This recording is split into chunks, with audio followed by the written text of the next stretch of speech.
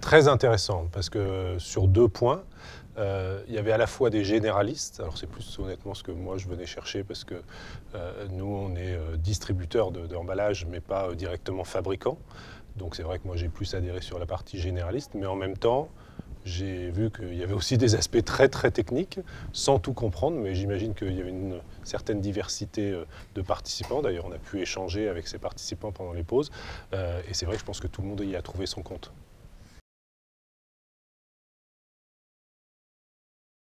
Beaucoup d'intervenants ont parlé de ce phénomène qui était latent depuis des années et des années, mais qui s'accélère énormément depuis 6 à 9 mois. Donc Sanipous suit la même évolution, c'est-à-dire qu'on savait qu'il fallait qu'on fasse des choses.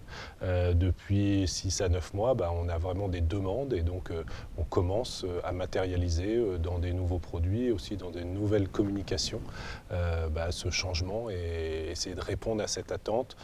Alors, soit de nouveaux matériaux, mais on a vu aujourd'hui que ce n'était pas forcément la panacée, mais aussi de nouvelles demandes de plus d'éco-responsabilité et peut-être d'aller aussi vers des matériaux qui soient allégés pour moins consommer, enfin voilà, toute une démarche vertueuse par rapport à l'environnement.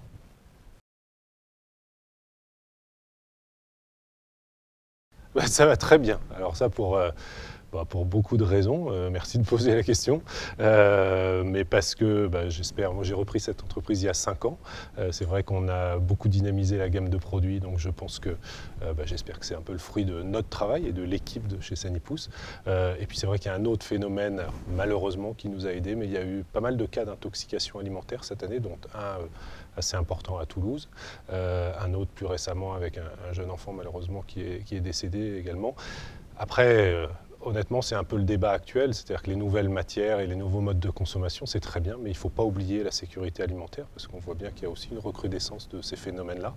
Et comme nous, on est placé sur ce marché-là de la sécurité alimentaire, forcément, le grand public fait plus appel à nous.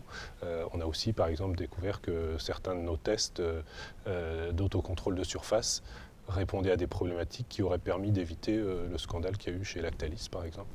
Donc forcément, on a un peu le vent en poupe par rapport à ça, donc ça va bien. Mais après, il faut travailler parce que ce qui est acquis aujourd'hui changera demain, donc évidemment, il faut toujours chercher à innover.